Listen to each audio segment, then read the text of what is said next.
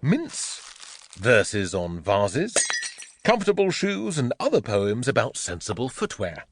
Splish, splash, splosh, bath time in rhyme. The poetry of church bells. 1,000 poems on wild flowers and weeds. Poems for the older lady. More poems for the older lady. Yet more poems for the older lady.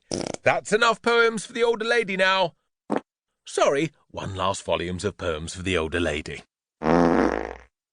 Frank hated poetry.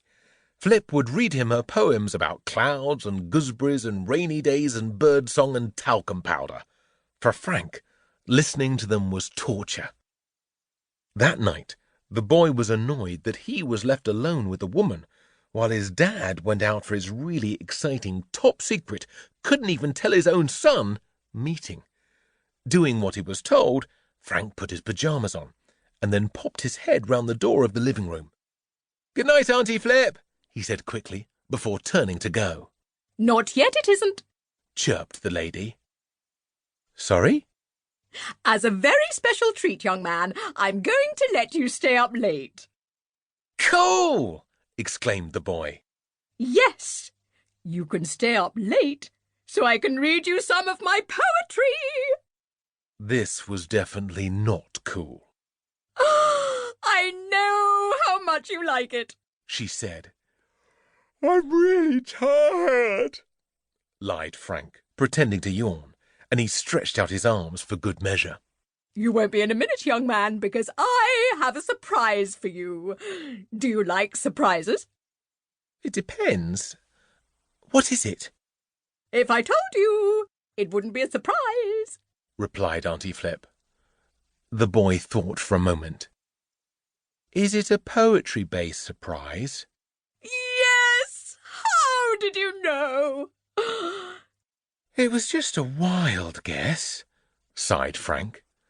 The lady clicked open her handbag and took out her leather-bound notebook.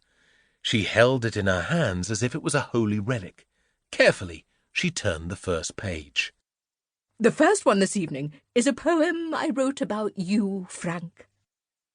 Somehow, the thought of a poem about himself made Frank squirm.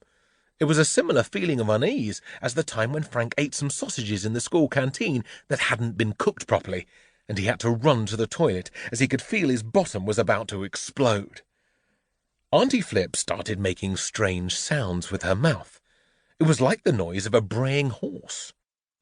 "Nay! Nay!" Next, she began making humming noises in an ear-achingly high-pitched tone. It was like someone running their fingers around the rim of a glass. "Wee! Wah! Wee! Wah!" Frank put his fingers in his ears. "Is this the poem?" he shouted over the din.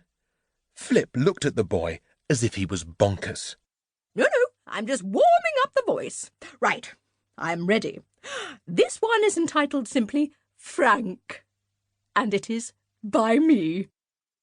My lovely little Frank, I want to say thank you for being you, the super-duper son of my only nephew. You are a boy who spreads joy like a butterfly who dances on the breeze, or a hummingbird singing in the trees, or a dolphin leaping through the sea, or a bee buzzing with another bee. You bring happiness to my heart, like a freshly baked apple tart with lashings of piping hot custard.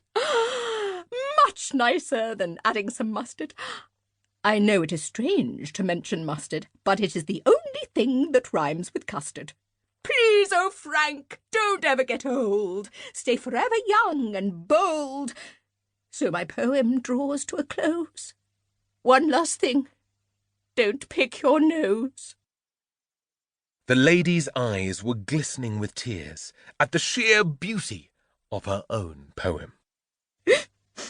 "Well?" she asked through sniffs. Her eyes searched Frank's face for approval. "Well, what?" asked the boy. "Well, what did you think of your special?"